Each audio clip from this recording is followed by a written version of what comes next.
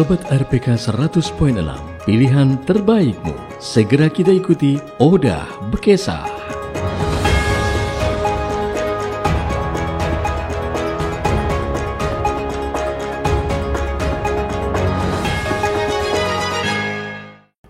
Assalamualaikum warahmatullahi wabarakatuh. Selamat pagi Sobat RPK semuanya. Senang sekali kita bisa berjumpa kembali di program acara Odah Bekesah pagi ini bersama saya Dea yang akan menemani Sobat RPK 100.6 FM dalam 1 jam ke depan di acara kesayangan kita Odah Bekesah, Wadah Ekam Kesah-Kesah Segalanya. Paskibraka atau pasukan pengibar bendera pusaka bukan hanya barisan pemuda yang berjalan tegap di hadapan para pejabat dan masyarakat. Mereka adalah simbol harapan, cerminan karakter bangsa, dan penerus estafet kemerdekaan. Dalam rangka menyambut hari ulang tahun ke-80 Republik Indonesia, kita akan mengintip lebih dekat bagaimana para anggota Paskibraka Kutai Kartanegara 2025 mempersiapkan diri untuk menjalankan tugas mulia tersebut. Mulai dari proses seleksi, pelatihan, hingga pembentukan karakter, semua dijalani dengan penuh dedikasi.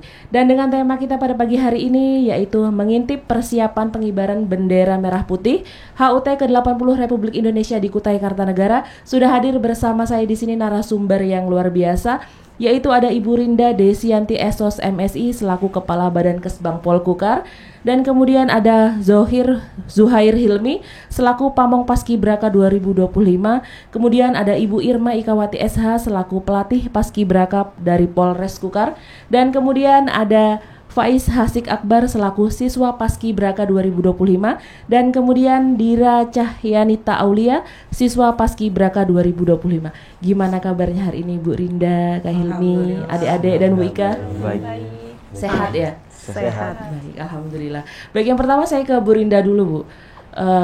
Bagaimana peran Kesbangpol sendiri dalam persiapan pengibaran bendera 17 Agustus nanti, Bu? Ya, sebelum 2 tahun sebelumnya kan pembentukan atau seleksi dan rekrutmen Paskibraka ini kan dilaksanakan oleh Dinas Pemuda dan Olahraga. Tapi sejak turunnya Perpres 51 tahun 2022 dan Perka nomor 3 BPIP itu kemudian mengamanatkan kepada Kesbangpol, karena BPIP itu kan dia tidak punya instansi di bawahnya ya sampai tingkat kabupaten kota. Tetapi tusi Kesbangpol itu kan berkaitan dengan wawasan kebangsaan gitu kan, bela negara dan lain-lain, dan itu selaras dengan tusinya BPIP, termasuk pembentukan karakter yang berwawasan Pancasila. Nah, sehingga berdasarkan Perpres 51 itu Kesbangpol lah yang diberi amanah. Sesungguhnya sejak tahun 2023 sebenarnya. Tapi untuk Kesbangpol Kukar itu kami baru melaksanakan di tahun 2024 dan 2025. Jadi ini baru tahun kedua sebenarnya. Nah, dari proses yang ada tuh sebenarnya kan prinsip pembentukan ini kan bukan hanya menjaring gitu kan adik-adik yang memang punya kapabilitas sesuai dengan karakter Pancasila, tapi lebih kepada bagaimana mempersiapkan adik-adik ini sebagai pemimpin bangsa berpuluh-puluh tahun yang akan datang, sehingga memang prosesnya jauh lebih rumit, tahapannya juga jauh lebih banyak kayak gitu kan dibandingkan dengan tahapan-tahapan yang pernah dilakukan sebelumnya. Kemudian proses rekrutmen ini juga kan tidak melalui luring gitu kan, semua melalui proses online gitu kan, dan itu proses online itu kan bisa kita lihat gitu kan dari awal. Misalnya ada aplikasi yang dibuat oleh BPIP, Badan Pembinaan Ideologi Pancasila, itu namanya aplikasi transparansi gitu kan. Dari aplikasi transparansi itu, dari proses pendaftaran adik-adik itu dengan membuat akun misalnya, itu dilakukan dari awal seperti itu. Nah, kalau di Kutai Kartanegara itu kan tahun ini lebih sedikit lah dibandingkan dengan tahun lalu. Tahun ini ya yang bikin akun sih lumayan banyak, 500. Tapi yang melakukan kemudian proses pemberkasan lengkap kayak gitu kan, itu cuma 399 orang gitu, jauh lebih sedikit gitu kan. Nah, tahapan pendaftaran itu kemudian dilanjutkan dengan beberapa tahapan terakhir sampai kemudian kami tentu saja dalam proses seleksi ini kan melibatkan kakak-kakak dari Polres gitu kan, kakak-kakak dari PPI gitu kan, karena kita DPPI-nya Duta Pancasila Paskibraka Indonesia kan belum terbentuk. Insya Allah untuk tahun depan kan sudah melibatkan kakak-kakak dari DPPI, kemudian dari Kodim juga kita libatkan, kemudian dari Dispora juga kita libatkan, kemudian tentu saja dari Kesbangpol gitu. Jadi proses ini dari Dinas Kesehatan ya, Dinas Kesehatan, kemudian Dinas Pendidikan, UPT Kukar, itu juga kita libatkan. Jadi berbagai instansi itu kita libatkan dalam rangka dalam proses seleksi dan rekrutmen adik-adik ini seperti itu. Nah, tahapannya kan panjang itu, bukan hanya sekedar pendaftaran gitu, dengan sejumlah berkas yang harus mereka upload seperti itu gitu kan. Minimal tinggi badannya juga gitu kan 165 untuk yang perempuan, yang laki-lakinya kan 170 gitu kan. Kita memang ada beberapa toleransi gitu kan, minimal 2 senti lah. Jadi kalau perempuan itu 163 oke lah masih. Kemudian laki-laki itu 168. Tapi untuk laki-laki alhamdulillah Kukar ini banyak ya gitu kan, yang adik-adik yang tinggi badannya itu melebihi 170 lebih gitu. Tapi rata-rata yang dipilih sekarang kalau kita lihat dari klasifikasi tinggi badannya itu sekitar 174 175 seperti itu. Jadi relatif lebih tinggi. Kalau yang adik-adik ini dari 163 sampai 170 ya seperti itu gitu kan. Nah, kemudian dari proses seleksi yang panjang, pendaftaran, kemudian tes kesehatan umum, kemudian TWK, tes wawasan kebangsaan itu secara online gitu kan. Jadi kami tidak bisa kemudian misalnya dari awal nih yang si A bagus gitu, udah ini pasti lulus, nggak bisa, karena proses kan semua dilakukan oleh BPIP, kami cuma melaksanakan aja. Nah, untuk tes wawasan kebangsaan itu kan mereka nilainya muncul, passing grade-nya 70. Jadi kalau adik-adik yang di bawah 70 ya secara otomatis udah nggak bisa masuk ke tahapan berikutnya yang disebut dengan TIU, tes intelijensia umum seperti itu. Nah, kalau TIU itu juga kemarin itu sampai TIU itu ada 5 orang yang gugur. Sampai proses TIU itu ada 5 orang yang gugur. Habis itu kita lanjutkan dengan psikotes. Karena kan kita melihat penelusuran minat dan bakat adik-adik ini kan harus kemudian terpotret ya. Terpotret. Jadi kalau cuma wawancara aja kan agak susah nih. Karena kita bukan ahlinya. Jadi kalau psikotes kan kita bisa terpotret sebenarnya karakter adik-adik ini seperti apa gitu. Kemampuan mereka nanti untuk bekerja sama misalnya. Kemampuan mereka kemudian untuk menerima dan merespon arahan dari pelatih. Pamong itu kan sangat penting. Karena nanti mereka ini bukan lagi orang per orang, tapi satu kelompok yang disebut dengan Paskibraka 2025. Nah, itu yang akan kita jaring. Karena untuk menjadi seorang pemimpin kan dia nggak boleh sendirian gitu loh. Jadi pemimpin itu bagaimana dia bisa memimpin dirinya sendiri dan orang di sekelilingnya. Itu kan pemimpin itu kan seperti itu gitu kan. Sehingga terjaringlah 47 orang kayak gitu kan. Nah, kita bersyukur gitu kan. Alhamdulillah tahun ini setelah 12 tahun itu tidak ada satupun orang Kukar yang masuk seleksi nasional seperti itu. Kita ada satu orang namanya Belvarena Karisma Izari namanya gitu ya. Itu anaknya kakak pelatih ini luar biasa gitu kan. Kita support kita juga besar, cuman sayangnya belum rezeki ya. Dia baru masuk cadangan di tingkat nasional. Cadangan loh di tingkat nasional. Jadi dan kalau cadangan itu kan berarti kalau terjadi sesuatu di tingkat nasional kan dia bisa menggantikan. Sayangnya bukan rezekinya, tetapi adik-adik yang kemarin tidak masuk ke 2 orang kan, satu provinsi kan 2 orang itu kembali ke tingkat provinsi. Jadi totalnya kita 47 yang kita seleksi.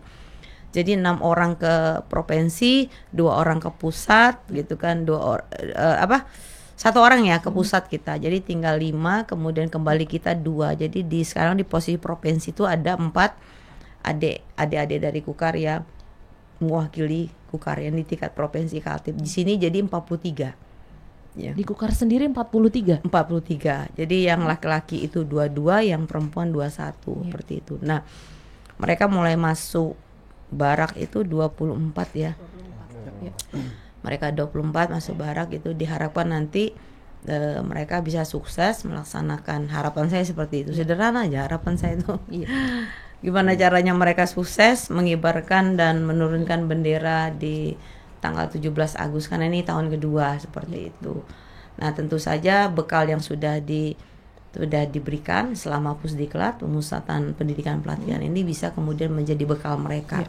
Karena menurut saya mereka ini anak-anak yang luar biasa dan sangat beruntung dari sekian generasi Z yang ada di Kutai Kartanegara, karena tidak semua anak-anak yang seberuntung mereka. Jadi saya berharap bahwa pemimpin-pemimpin Kutai Kartanegara, pemimpin Kaltim, bahkan pemimpin Indonesia itu kita harapkan pada mereka nantinya seperti itu gitu kan. Jadi itu sih filosofi gitu kan, untuk kemudian menjadikan merekrut mereka seperti itu. Jadi bukan hanya fisik tapi mental juga.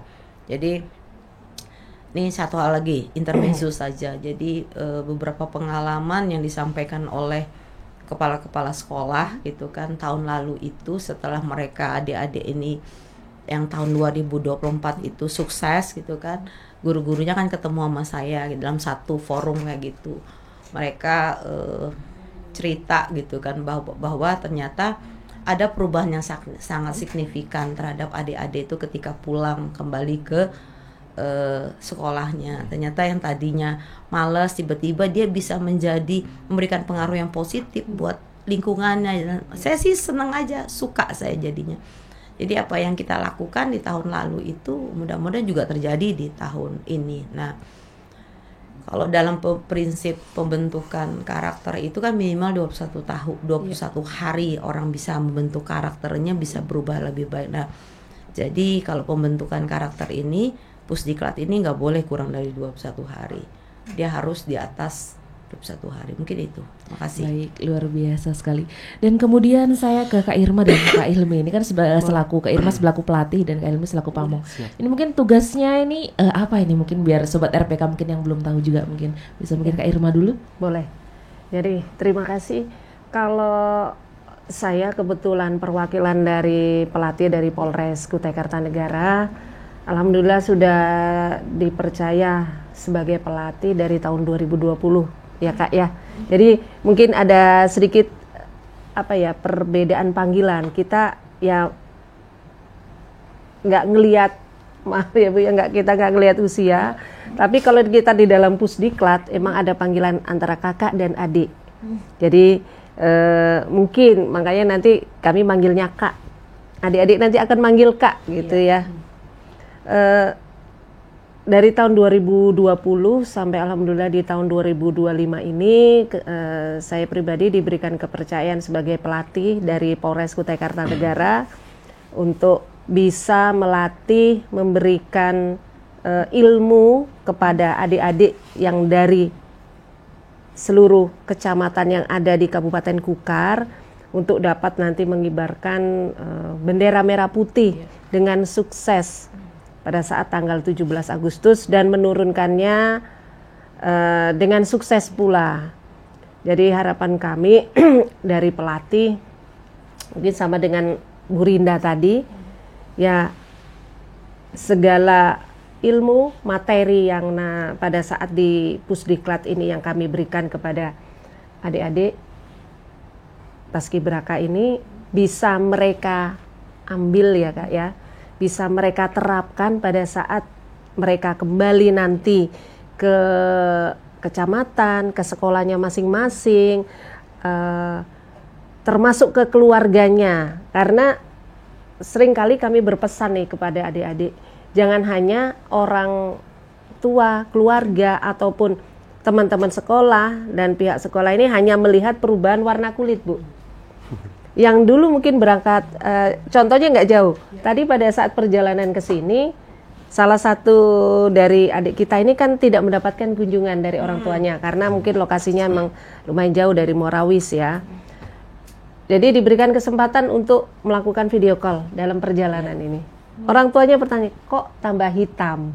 Nah, itu kan pertanyaan paling dasar ya. Makanya kami tekankan ke adik-adik jangan harapan kami kakak-kakak pelatih, kakak-kakak pamong, panitia mereka itu bisa menyerap ilmu-ilmu atau tidak hanya terkait dengan masalah ilmu pengibaran ya, tetapi seperti yang disampaikan Bu Rinda juga banyak sekali masalah attitude yang kita ajarkan, etika terhadap antara senior junior, terhadap orang tua, terhadap pada saat mereka kembali harus lebih baik, harus meningkat nih, ya etikanya, ilmunya, ya segala sesuatunya lah yang baik-baik kami harapkan bisa mereka ambil, mereka terapkan pada saat kembali itu Kak. Luar biasa. Itu, iya. Dan kalau warna kulit mungkin bisa berubah nantinya. Iya. Tapi kalau kesempatan ini tidak datang dua Iya, kali.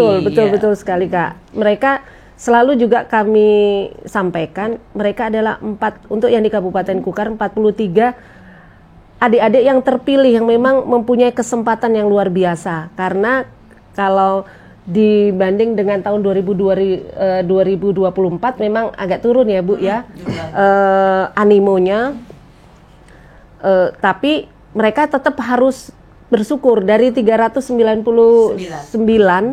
mereka masuk di 43 yang keterima di Kabupaten Kukar gitu.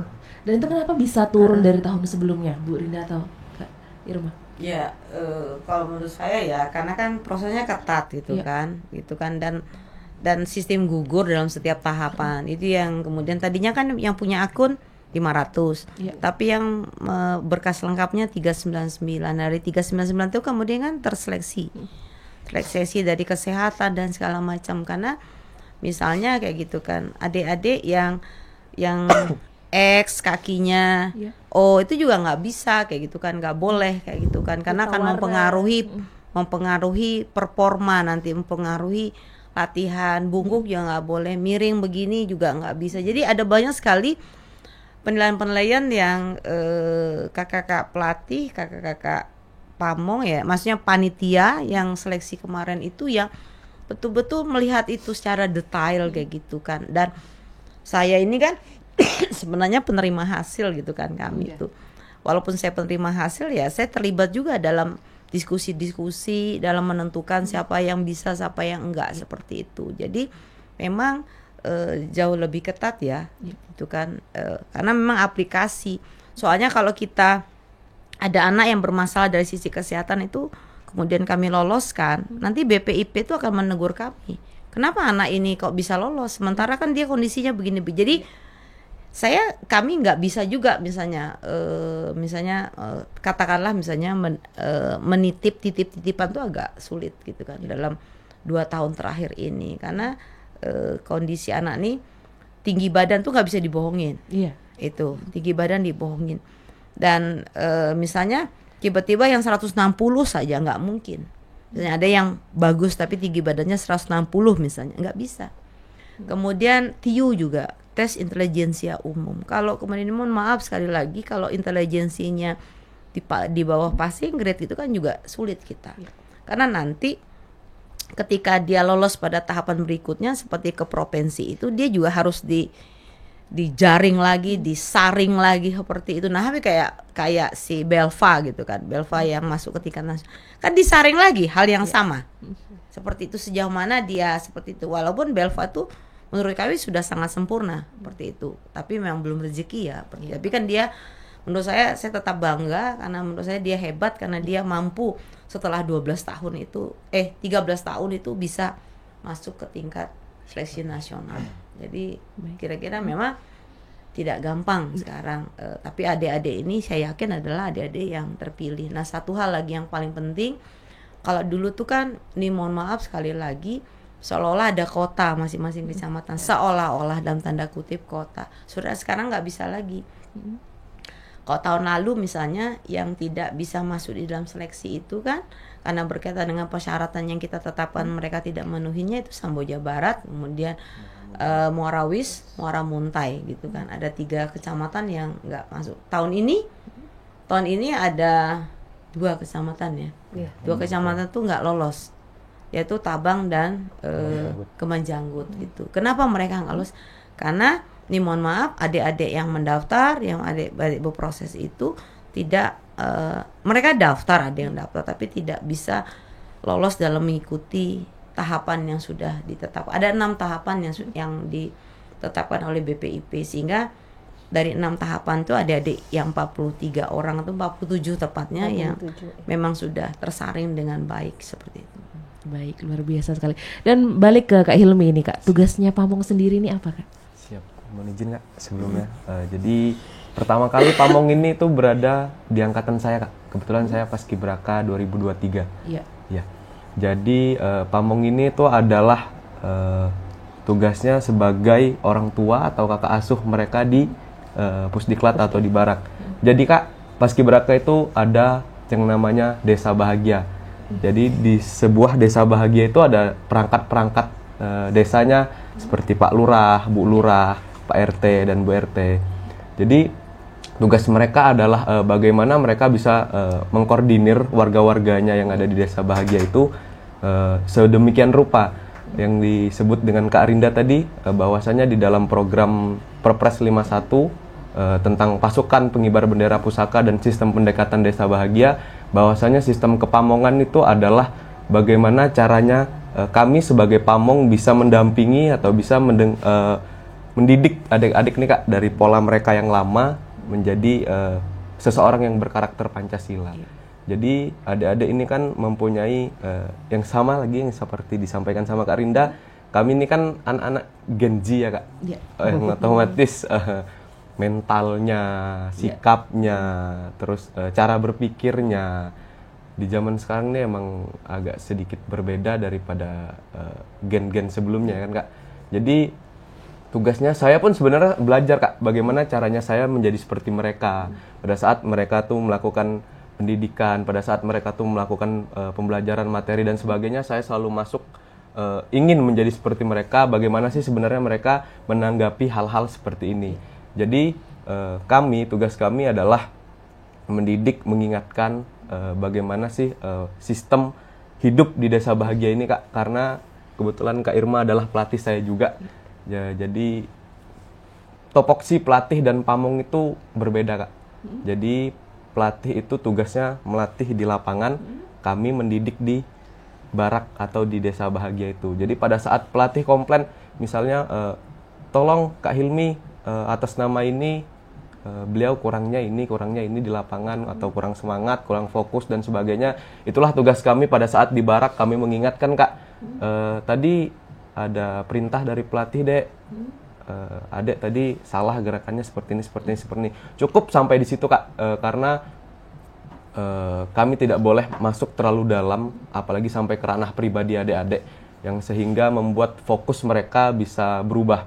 Jadi tugas kami hanya memperbaiki mereka pada saat ada koreksi dari pelatih di lapangan Kak. Seperti itu. Baik, luar biasa sekali. Dan satu hal lagi juga, mereka pamong ini bertugas untuk mengontrol kedisiplinan adik-adik. Kayak gitu kan mereka harus misalnya jam 4 subuh tuh udah harus bangun. Dari jam 4 kan ada rundownnya yang dibuat bersama gitu.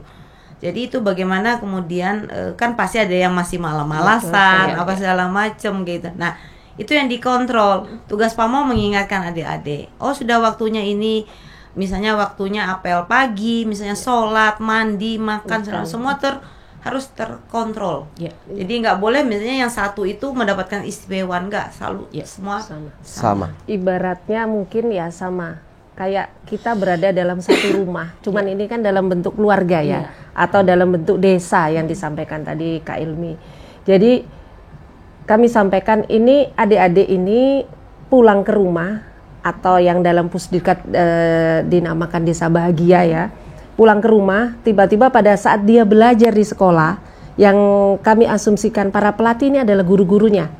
Tiba-tiba mungkin di pelajaran apa, di materi apa, ada salah satu siswanya yang mungkin kurang memahami, atau kenapa ya anak ini kok begini, pasti akan kami sampaikan. Jadi mereka berangkat ke sekolah ibaratnya dari jam 8 sampai jam 5 sore, kembali ke rumah seandainya ada PR nih dari pelatih atau dari guru ya, kami akan nyampaikan ke orang tuanya seperti kayak kita di rumah. Bapak Ibu ini tadi anaknya seperti ini ya. Kami ibaratkan seperti itu. Jadi dalam polanya ini antara pelatih dengan pamong memang secara tupoksi berbeda, tetapi mempunyai keterkaitan yang sama. Jadi pada saat mereka kembali ke barak dan pada saat ada kakak pamong atau siswanya ini yang, Kak tadi saya ada PR, ada teguran dari kakak pelatih, saya kurang begini ini sepertinya ceritanya seperti ini loh Kak, kayak gini-gini. Karena disitulah fungsi-fungsi dari pamong ini berjalan. Jadi ibaratnya mereka pagi berangkat sekolah sampai sore, pulang ke rumah, seandainya ada PR ya dikerjakan. Kalau memang tidak ada PR ya mungkin dia bisa mengulangi pelajaran yang sudah disampaikan tadi. Kurang lebihnya seperti itu Mbak. Kalau kita asumsikan gambaran itu seperti anak pulang sekolah gitu ya. Baik, luar biasa sekali. Dan ini menarik sekali. Kita akan kembali lagi, kita akan jeda sejenak dulu dan nanti kita akan kembali ngobrol bersama adik-adik di sini dan tetap di RPK 100.6 FM, pilihan terbaikmu.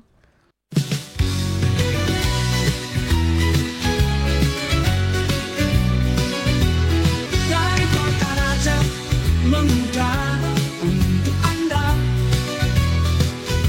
100.6 FM Kuta Ikatan Negara.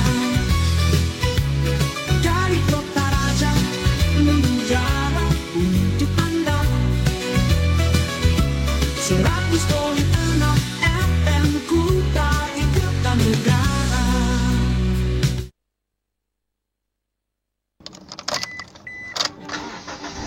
Sobat, perjalanan yang aman dimulai dari kondisi fisik yang prima.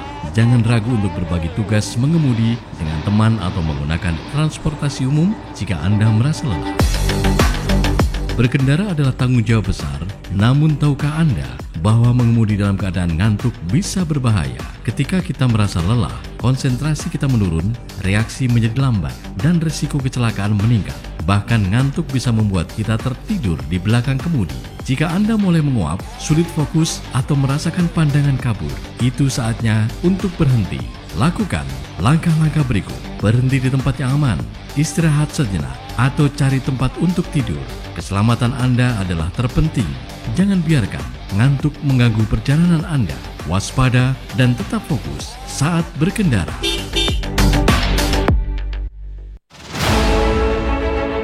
Sobat, generasi milenial dan Gen Z dikenal sebagai pemikir kreatif dan inovatif. Mereka tidak hanya menghadapi tantangan zaman, tetapi juga menciptakan solusi baru yang mengubah cara hidup kita, bekerja, dan berinteraksi.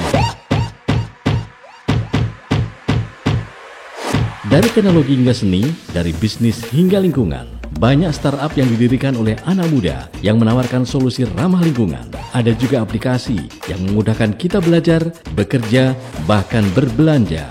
Tetapi, inovasi tidak hanya soal teknologi. Kreativitas juga terwujud dalam seni, musik, dan konten digital. Generasi ini menggunakan platform media sosial untuk mengekspresikan diri dan berbagai ide-ide cemerlang mereka. Siapa yang tidak mengenal influencer muda yang menginspirasi jutaan orang? Tapi ingat, inovasi dan kreativitas memerlukan dukungan kita semua. Apakah itu dengan memberikan apresiasi, berkolaborasi, atau bahkan mempromosikan usaha mereka? Jadi, untuk semua milenial dan Gen Z, teruslah berinovasi dan berkreasi. Masa depan ada di tanganmu.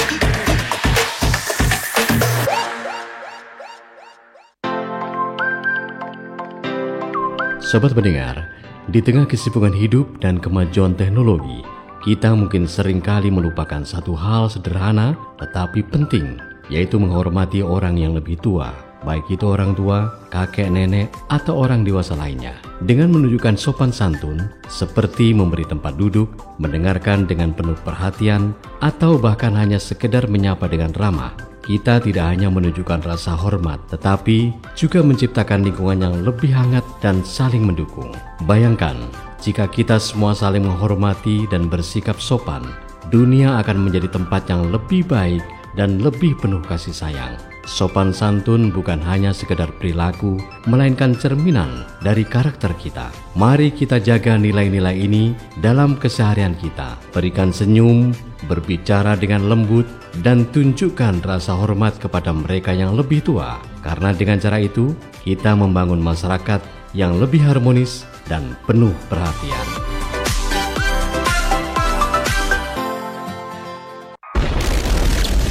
...100.6 FM RPK Kutai Kartanegara.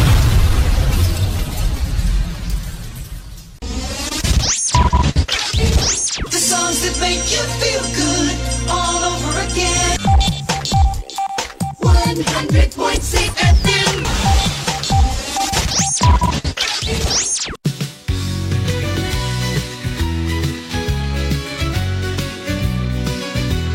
Dari kota raja mengudara untuk Anda. 100.6 FM Kutai Kartanegara. Dari kota raja mengudara untuk Anda. 100.6 FM Kutai Kartanegara. The songs that make you feel good all over again. 100.6 FM. Baik Sobat RPK semuanya, kembali lagi dengan tema kita pada pagi hari mengintip persiapan pengibaran bendera merah putih hari ulang tahun ke-80 Republik Indonesia di Kutai Kartanegara. Dan saat ini kita ke adik-adik nih. Nih adik-adik ini Faiz dan Dira. Betul. Baik, motivasi kalian mendaftar Paskibraka tahun ini apa nih? Ini siapa duluan? Dira nih. Ya, mungkin Faiz aja dulu. Oke, Ya. siap. Ya, motivasi saya yang paling pertama nih ya, Iya. yang paling penting itu membahagiakan kedua orang tua saya. Ya, membahagiakan orang-orang tersayang di sekitar saya. Iya. Kemudian saya juga ingin mempunyai jiwa kepemimpin Iya. dalam diri saya. Kemudian lebih ingin dekat dengan isi-isi Pancasila gitu. Kemudian motivasi saya juga dulu kan ayah saya pernah ikut paskib juga. Bukan pernah ikut paskib, pernah daftar tahun 2000 kalau nggak salah. Nah, tetapi ayah saya dulu belum rezeki. Iya. Karena setiap orang kan mempunyai kekurangan sama kelebihan. Kemudian kakak saya juga perempuan tahun 2023 dia pernah ikut juga, cuman belum rezeki, gugur. Iya. Nah saya inilah sekarang anak kedua meneruskan perjuangan ayah saya, kakak saya untuk bisa masuk Paskibraka. Iya, luar biasa Membahagiakan, sekali. Betul. Itu sih yang paling penting motivasi saya itu tuh meneruskan perjuangan Iya. ayah sama kakak saya. Luar biasa. Dira gimana Dira? Siap, kalau saya mungkin sama seperti Faiz. Motivasi saya masuk Paskibraka itu pengen membahagiakan orang tua juga. Iya. Dan saya juga Paskibraka pertama di keluarga saya. Dan Gimana perasaannya nih, gimana setelah keterima sampai hingga saat ini nih, gimana perasaan kalian ini? sangat Sudah melewati bahagia. banyak tantangan ya kan, udah Iya, banyak tantangan, seleksi. tahapan-tahapan ini kan sampai akhirnya bentar lagi nih Hamin berapa ini gimana perasaan kalian ini? Iya, juga. Gimana perasaannya? Buat perasaan sih pertama sih kayak agak kaget gitu Iya. kan. Kayak di Ya, hari hanya. Kaget, mungkin nggak nyangka karena tahun kemarin masih ada. Tahun 2024 dari Muarawis pendaftarnya tidak ada yang lolos. Jadi sampai dengan terakhir diumumkan memang tidak ada perwakilan dari Kecamatan Muarawis. Jadi mungkin kalau ini tadi mendengar dari apa yang disampaikan Dira, ya mungkin luar biasa ya dari Kecamatan ininya. Muarawis. Iya, dari Kecamatan Muarawis. Dan kemudian Faiz dari? Ya, saya dari Kecamatan Tenggarong. Iya.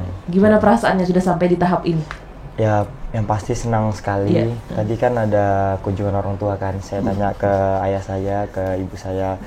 Bu, ayah bangga nggak gitu. Saya bangga sekali, bangga. Baru saya minta doanya ya, semoga sukses pengibaran gitu. Yang penting sehat Pak Yus. Sehat. Sehat, Walaupun semangat. sekarang keadaan ayah saya sakit di rumah, ya.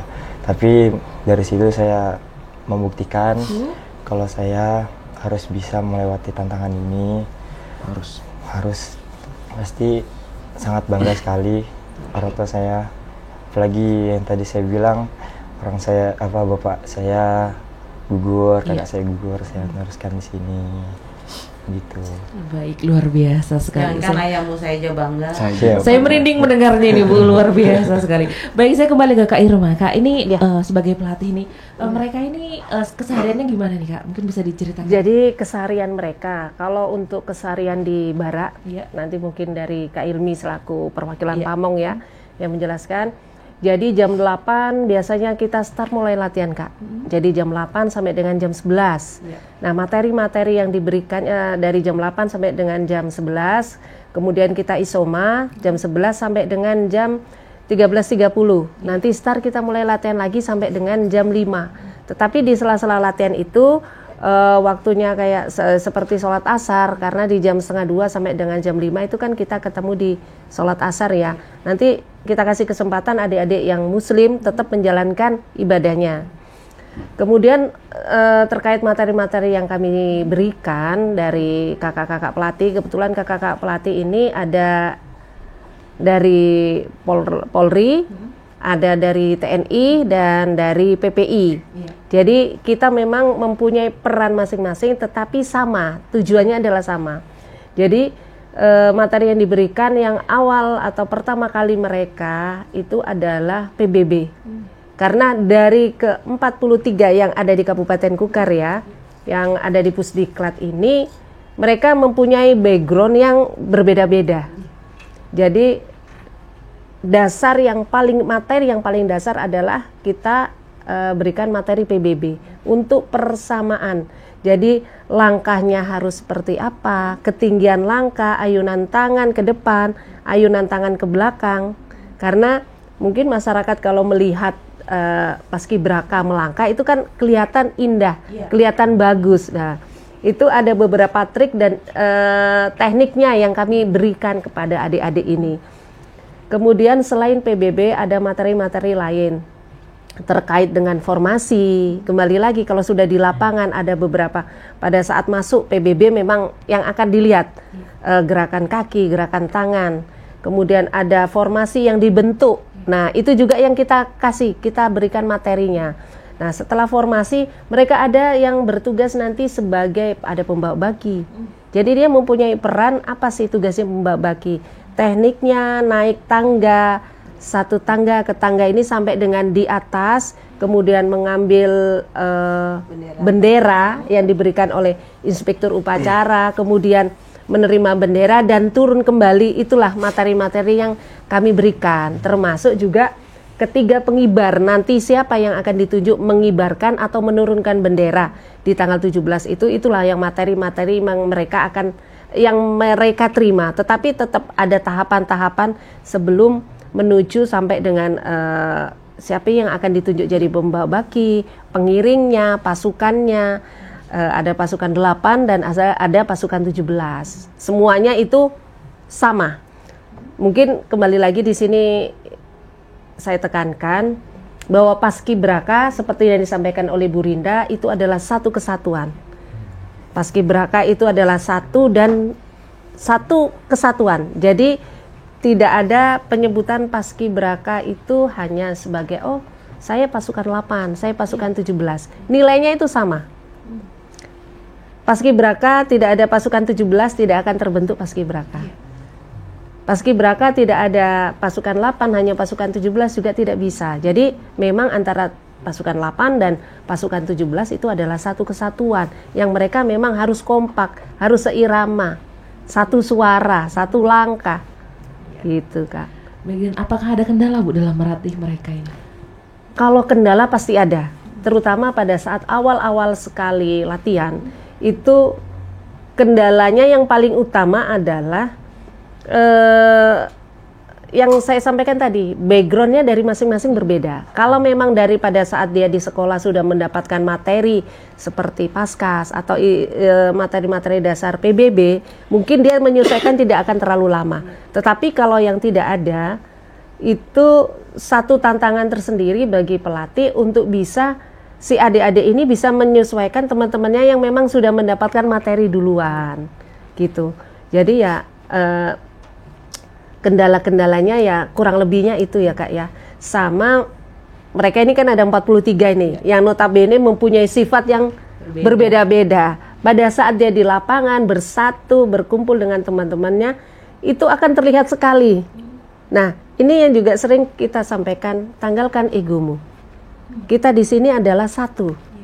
Jadi yang biasa mungkin, oh saya nggak bisa di seperti ini, saya biasanya kayak begini, nggak bisa. Jadi semuanya kalau masuk dalam Pusdiklat itu ada aturannya, ya kan? Karena mereka seleksi pun dari hampir 400 orang sampai mengerucut 47 dan 43 yang ada di Kabupaten Kukar ini, tahapan-tahapan mereka sudah lalui, udah tahu, termasuk tadi yang disampaikan adalah psikologi ya Bu ya. Nah ini yang kami jadikan acuan nih Kak sebagai pendukung. Untuk kakak-kakak pelatih ini misalnya ini, oh siapa yang bisa menduduki di pasukan, misalnya pasukan 8. Hasil psikologi yang kami dapat dari tim seleksi, dari panitia, itu akan kami sandingkan. Karena di hasil psikologi itu terlihat jelas, oh anak ini mempunyai sifat yang seperti apa, kepribadiannya seperti apa, tingkat intelektualnya seperti apa. Karena itu sangat kami butuhkan ya dalam si anak ini menerima materi-materi dari kami gitu. Baik, dan kemudian terkait wawasan kebangsaan sendiri bagaimana Bu? Wawasan kebangsaan ini jadi untuk Pusdiklat yang tahun ini ya Bu Rinda yang mohon izin, materi-materi kelas ya, kami menyebutkan materi-materi kelas termasuk dengan wawasan kebangsaan, kemudian Pancasila ini diberikan di awal dengan pemateri yang memang sudah yang berkompeten memberikan. Jadi adik-adik ini pada saat di awal memang berfokus menerima materi-materi yang pada saat dia kembali sudah yang ilmu yang dia dapatkan dari pemateri itu bisa mereka aplikasikan pada saat kembali ke kecamatan atau ke sekolah. Termasuk salah satunya adalah materi wawasan kebangsaan. Kemarin mohon izin dari Ibu ya, pematerinya dari siapa Bu ya? Iya. Saya sama BPIP juga. Nah, itu memang BPIP langsung datang ke sini. Nah, itu memang kesempatan-kesempatan ini sama yang Lemhanas, yang lulusan Lemhanas, Pak Erwin. Ya, adik-adik ini harusnya bersyukur sekali ya, karena pemberi materi terkait wawasan kebangsaan ini memang beliau-beliau yang memang sudah berkompeten, sudah mengetahui. Kalau yang tahun lalu memang ada materi juga Bu Ibu ya, tetapi kita berikan di malam hari. Pada saat kami rapat evaluasi beberapa kegiatan tahun kemarin lebih efektif di awal, memang berapa hari dikasihkan full untuk materi kelas, jadi mereka bisa menerima karena kalau sudah malam kami genjot latihan di lapangan, pulang jatuhnya sudah capek, ngantuk. Udah capek, perut kenyang, jadinya ngantuk ya Bu ya. Jadi materi ini seolah-olah pemateri ini kayak mendongeng cerita yang seperti apa, jadinya memang kurang maksimal waktu itu. Jadi rapat dievaluasi, diberikan materi di awal-awal sebelum pelaksanaan Pusdiklat, awal-awal masuk Pusdiklat. Gitu. Baik, dan kemudian ke Kak Hilmi, ini Kak gimana menangani adik-adik setiap hari ini Kak? Mungkin dari pagi atau dari malam nih mulai? Dari pagi, bangun tidur. Jadi karena saya langsung diamanahi kan dan dikasih tanggung jawab untuk menjadi seorang pamong langsung oleh Kak Rinda. Jadi bagaimana saya bisa mengaplikasikan nih atau bisa mengimplementasikan tugas pamong yang benar-benar mengayomi tadi mengemong. Jadi kami tuh memastikan mereka dari bangun tidur sampai tidur lagi. Itu bangun tidur mereka biasanya jam berapa? Mereka bangun itu sekitar jam 4:30 Kak, jam 4.30. Tapi sebelum itu biasanya kami membangunkan mereka untuk melaksanakan sholat tahajud Kak. Setelah itu mereka istirahat kembali. Pada saat jam 4.30 mereka melaksanakan sholat subuh. Setelah sholat subuh mereka melaksanakan senam pagi jam 5 sampai jam setengah mereka melaksanakan senam pagi, lari pagi, pemanasan dan sebagainya. Terus mereka bersih-bersih, mandi, terus persiapan apel pagi. Jadi mereka ada apel Kak setiap pagi, sore dan malam. Setelah apel, mereka persiapan untuk sarapan atau makan di ruang makan. Nah, jadi memang sangat terstruktur kan Kak, sama yang seperti dibilang sama Kak Rinda tadi, ada jadwal atau schedule yang sudah ditentukan. Nah, setelah itu, setelah mereka melaksanakan makan, mereka persiapan nih Kak, biasanya supir bisnya sudah menunggu di depan ruang makan untuk mereka bisa berangkat ke lapangan. Kami mendampingi Kak, dari kami di barak, kami mendampingi ke lapangan, melihat mereka dilatih sama kakak-kakak pelatih itu seperti apa. Jadi pada saat mereka sudah selesai latihan tuh jam 11 atau jam setengah 12, mereka kembali lagi ke barak Kak untuk melaksanakan sholat zuhur, isoma Kak, makan siang, terus bersih-bersih badan. Dan setelah itu habis semuanya sudah dilaksanakan, mereka kembali lagi latihan jam 1 atau jam 2 mereka kembali lagi ke lapangan untuk melaksanakan latihan sore. Memang teratur Kak. Jadi adik-adik Paskibraka ini masuk dalam Pusdiklat memang mulai dari bangun tidur sampai dengan tidur lagi sudah diatur, ada jadwalnya. Dan seandainya mereka pada saat kembali memang mengikuti ini ya akan lebih baik lagi gitu ya. Baik, ini ke adik-adik ini gimana perasaan kalian? Kan ini kan semua mungkin di rumah beda dengan yang saat ini. Itu gimana kalian bisa menyesuaikan diri? Faiz? Pasti menyesuaikan sangat susah ya, karena di rumah sama di Pusdiklat ini sangat berbeda dari suasananya, atau macam itu. Nah, dari awalnya saya kadang agak malas di rumah. Nah, di sini karena adanya peraturan-peraturan itu, jadi saya menjadi lebih disiplin, tidak malas lagi. Jadi, semisal olahraga lebih teratur dari bangun tidur tadi subuh, kemudian sore gitu. Dan Dira gimana Dira? Kalau saya yang biasanya jarang olahraga, jadi sering olahraga. Yang jarang bangun pagi, jadi lebih cepat bangun pagi. Lebih cepat bangun pagi ya. Karena adik-adik ini rata-rata mungkin ya, kita ambil rata mungkin mereka baru bangun di rumah sekitar setengah 6, jam 6, setengah 6, jam 6. Nah di sini mereka malam dia yang memang muslim, kalau memang bisa pas tidak ada halangan dia melaksanakan sholat malam, kemudian jam setengah 5 mereka bangun, mandi atau langsung melaksanakan ibadah, sholat subuh, olahraga pagi yang mungkin jarang nih adik-adik ini melaksanakan olahraga paginya. Misalnya kalau yang di Tenggara mungkin Car Free Day itu pun udah jam 7 ya, jam 7 setengah 8. Ini olahraganya dia harus lari, senam. Gitu. Dan untuk Kak Hilmi sendiri, apakah ada kendala untuk mendampingi mereka ini Kak? Kendala untuk sejauh ini sama Kak, pasti ada. Jadi kan bagaimana kami bagaimana kami bisa mendidik mereka nih Kak, bagaimana kami bisa mengayomi mereka yang tadinya mereka mempunyai karakter pribadi masing-masing, seperti yang disampaikan sama Kak Rinda dan Kak Irma, bahwasanya kami di sini tuh satu kesatuan Kak. Jadi bagaimana caranya satu kepala menjadi 43 kepala itu sama Kak. Jadi emang kendalanya itu adalah pada saat adik-adik dengan kehidupan atau pola dan sistem kehidupan mereka di rumah itu kan sangat berbeda Kak, karena di Pusdiklat ini semuanya ada aturan, semuanya penuh dengan penuh dengan batasan, tidak boleh sembarangan dan sebagainya. Jadi mereka sulit menyesuaikan Kak. Itulah sebenarnya tantangan kami sebagai seorang pamong untuk bagaimana kami bisa terus mendorong mereka biar bisa on the track atau satu garis itu Kak, mereka bisa mengikuti pola atau sistem yang ada di Desa Bahagia tersebut. Mungkin tambahan sedikit Kak ya, mereka yang mungkin terbiasa adik-adik zaman sekarang ya, Gen Z itu tadi ya, menggunakan alat komunikasi, handphone ya nggak pernah lepas dari tangan. Pada saat mereka masuk, semua alat komunikasi yang mereka bawa wajib dititipkan. Jadi mereka memang tidak sama sekali tidak ada menggunakan gadget, tidak ada sama sekali. Jadi memang full menerima materi dan tanpa dia mereka ini adik-adik ini menggunakan atau memakai alat komunikasi yang mungkin sebelumnya 24 jam nggak pernah jauh dari ya. Itu gimana kalian? Mungkin itu yang paling berat kali ya. Sehari-hari menggunakan smartphone, terus kemudian tidak ada tuh gimana kalian? Yang pasti gimana ya? Kan bukan terpisah dari teman-teman, terpisah juga dari terbiasa teman-teman. Agak sulit, tapi lama-kelamaan bisa membiasakan. Karena juga kegiatan kalian kan juga sudah banyak Padat, ya, iya. padat Sama. sebenarnya.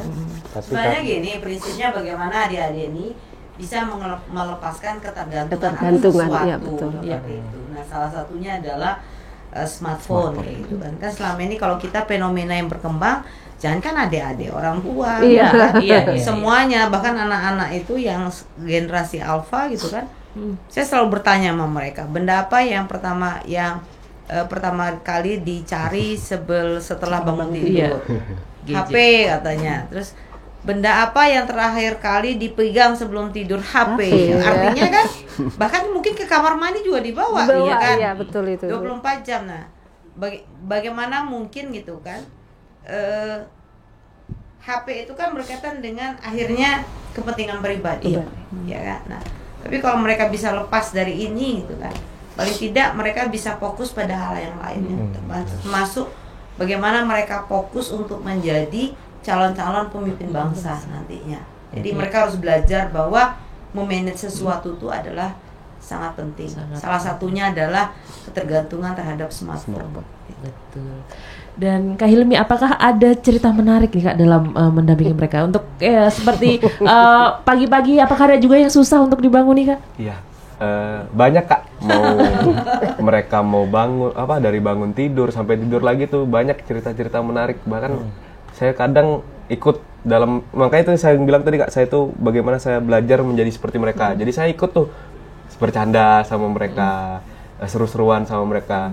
Untuk bangun tuh ya seperti itu Kak, kadang kalau dibangunkan, ayo sholat subuh bangun, atau ayo sholat tahajud dan sebagainya.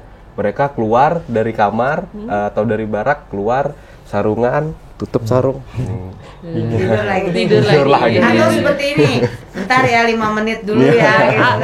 Ada juga yang seperti Ada itu juga berarti. yang seperti itu Kak. Kadang emang saya misalnya sama Pak Is nih, Pak Is coba lihat temanmu tuh ketawa bareng gitu. Terus dibanguni baru sholat. Emang banyak Kak hal-hal lucu, apalagi di sistem Desa Bahagia itu ada yang namanya, kalau kami mau izin pelatih, kami itu membentuk pasukan tikus. Itu apa itu? Apa itu pasukan tikus? Jadi pasukan tikus itu kami persiapkan untuk orang-orang yang Pak Is masuk nggak pasukan tikus? Enggak. yang Pak Is nggak BB-nya masuk. kurang ya. Iya, ya jadi memang ada, kalau misalnya dari tim medis itu Kak mengingatkan kepada kakak-kakak Pamong bahwasanya adik ini harus dinaikkan nih berat badannya. Nah itu, jadi pasukan tikus itu Boleh makan malam. Ya, dibentuk. Selarut-larutnya masih. Mereka dikasih porsi makanan lebih tuh Kak. Lebih. Jadi dikumpulkan. Misalnya ada makanan-makanan dari kakak pelatih atau kakak Pamong nih Kak. Jadi kami kasih ke pasukan tikus ini. Ada dipimpin sama pemimpin satu namanya AKP Hanif namanya. Jadi mereka sebelum mau makan laporan Ini dulu. Hanif ini. Iya, jadi pemimpinnya Hanif. Soalnya Hanif agak Iya. gini. Luar Jadi biasa gini, sekali. kan mereka tuh kan ada postur ideal. Iya. Di samping tinggi badan, ada juga mereka nggak boleh kelebihan, nggak boleh juga kekurusan. Iya. Nah itu yang harus idealnya, karena nanti akan mempengaruhi gerak performance mereka secara keseluruhan. Makanya kalau yang kurus pasti harus digemukkan. Iya. Yang gemuk itu dipaksa harus diet untuk Iya. supaya lebih kurus. Jadi gitu, Iya. harus proporsional. Tinggi dan berat Berat badan. badannya harus proporsional. Baik, dan ke Dira dan Faiz ini, apa pelajaran berharga yang kalian dapat selama ini? Ya, pelajaran yang pasti sangat berharga ya. Yang pertama, adab terhadap orang lain. Iya. Itu pasti, kayak dulu saya sering membantah pada orang tua, sering ya begitu. Sekarang saya lebih nurut, lebih sopan, bukan sama orang tua juga sih, ke orang lain juga. Iya. Terus bisa lebih disiplin tadi, bangun lebih cepat, sholat teratur, olahraga teratur, fisik juga gitu. Baik, dan Dira? Kalau saya pelajaran berharga itu kayak jangan cuek-cuek sama orang lain gitu. Kayak awalnya saya jalan-jalan lewat tuh nggak pernah nyapa, sombong. Sekarang saya belajar nyapa gitu. Luar biasa, karena kita butuh kehidupan sosial juga. Baik, dan ini kita sudah masuk di penghujung acara, Ibu. Dan izin sebelum penutup, sebelum closing statement, saya akan ada pertanyaan cepat untuk adik-adik menjawab. Pilih salah satu pertanyaannya. Yang pertama, lebih sulit latihan fisik atau mental? Lebih sulit latihan fisik. Mental. Oke. Kemudian, lebih tegang seleksi atau pengibaran nanti? Seleksi. Pengibaran saya. Oke, nggak apa-apa. Kemudian, satu kata tentang pelatihmu dan Pamong.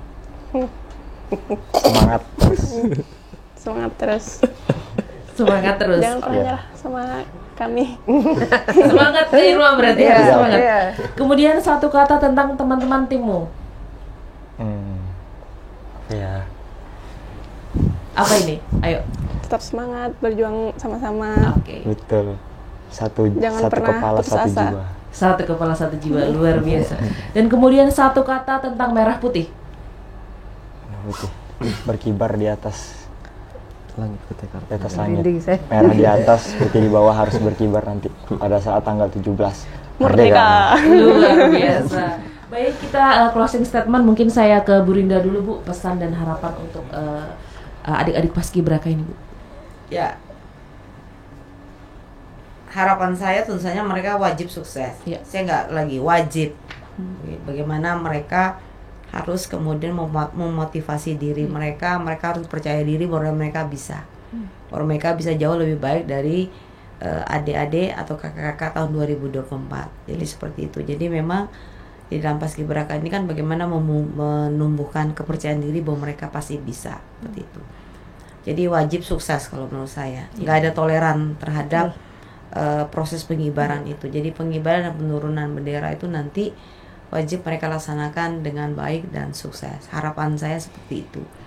Nah, harapan kedepannya tentu saja apa yang sudah didapatkan selama Pusdiklat itu bisa menjadi pengalaman dan pelajaran yang paling berharga dalam hidup, seperti itu. Sehingga itu akan menjadi bekal mereka nanti itu kan ketika mereka kembali ke sekolah, ke keluarga dan masyarakat. Nah, mudah-mudahan ini juga menjadi tonggak sejarah mulainya hal-hal yang baru, hal-hal yang positif buat adik-adik semua. Jadi itu sih harapan saya. Jadi saya ingin melihat kalau panjang umur gitu ya, berapa puluh tahun yang akan datang itu mereka inilah yang akan menjadi pemimpin bangsa. Mungkin itu. Terima kasih Bu Rinda dan kemudian Kak Hilmi. Pesan dan harapan buat adik-adik. Pesan dan harapannya gimana ya Kak? Karena dekat-dekat pengibaran nih, iya saya selalu merinding atau susah tidur karena jam tidurnya berantakan kan Kak. Ini jadi tidurnya siang dan sebagainya. Harapan saya untuk adik-adik saya ini, terutama mereka harus tetap fokus karena masih ada beberapa hari lagi untuk membenahi diri mereka atau membenahi perintah dari pelatih. Tetap fokus, tetap jaga semangatnya, bahwasanya misi kita sama, menyukseskan pengibaran Sang Merah Putih pada 17 Agustus 2025. Bagaimana caranya mereka harus tetap stay, harus tetap positif, harus tetap fresh dan sebagainya macamnya itu karena dengan adanya kami, dengan adanya kita bersama. Terus untuk harapan kedepannya untuk adik-adik setelah mereka after pengibaran berhasil dan sebagainya macamnya, harapan saya mereka kembali ke kecamatan masing-masing, kembali ke tempat masing-masing sebagai orang yang berbeda, sebagai Faiz yang berbeda, sebagai Dira yang berbeda, membawa perubahan yang pasti tetap perubahan positif, bagaimana mereka nanti bisa terus melakukan hal-hal baik, bisa terus melakukan hal-hal yang mengamalkan nilai-nilai Pancasila dan terus berjuang untuk masa depan mereka dan kepentingan banyak orang. Baik, terima kasih. Kak Irma, silakan Kak. Harapan kami sebagai pelatih mungkin sama yang disampaikan Bu Rinda, bahwa wajib dan harus mereka sukses mengibarkan bendera merah putih, merah di atas, putih di bawah, Ya kita berdoa mudah-mudahan tidak ada halangan apapun itu. Amin. Itu harapannya untuk tanggal 17 itu ya. Kemudian menurunkannya juga nanti pada saat Obada juga sukses, tidak ada halangan apapun. Dan kedepannya harapan kami, harapan dari pelatih dan semuanya, mereka bisa mengaplikasikan ilmu yang mereka dapat ke tempatnya masing-masing, ke sekolah, di keluarganya ataupun di kecamatannya. Karena tugas yang akan mereka emban di kecamatan juga akan berat lah, karena mereka salah satu perwakilan dari kecamatan yang ada di Kabupaten Kukar gitu kan. Luar biasa. Dan Faiz dan Dira, harapan kalian untuk di tanggal 17 nanti ini gimana? Pastinya saya mengharap bendera itu terkibar dengan sangat gagah sekali. Amin. Mesti. Nah, saya juga mengharapkan apa yang saya perjuangkan ini menjadi salah satu tujuan saya untuk di masa depan nanti menjadi orang yang lebih sukses. Amin. Dira? Kalau saya sama sih. Saya mau tanggal 17 nanti pengibarannya lancar, merah di atas, putih di bawah. Dan saya juga mau kedepannya saya jadi lebih baik lagi. Amin. Baik, luar biasa sekali dan terima kasih Bu Rinda, Kak Hilmi, Faiz, Dira, dan Kak Ilma sudah berkenan hadir dan mau bersamai di Odah Bekesa hari ini. Semoga prosesi pengibaran bendera merah putih pada peringatan HUT ke-80 Republik Indonesia di Kutai Kartanegara berjalan lancar, hikmat dan penuh makna, serta menjadi momen kebanggaan bagi seluruh masyarakat. Dan semoga para anggota Paskibraka Kukar 2025 dapat menjalankan tugasnya dengan baik, penuh semangat, tanggung jawab, dan menjadi inspirasi generasi muda lainnya. Dan akhirnya saya Dea Fardila mewakili kerabat kerja yang bertugas pada pagi hari ini pamit undur diri. Wassalamualaikum warahmatullahi wabarakatuh dan sampai jumpa di Odah Bekesa selanjutnya. Tetap di RPK 100.6 FM, pilihan terbaikmu. Sobat, demikian Odah Bekesa hari ini. Sampai jumpa di 100.6 FM, pilihan terbaikmu.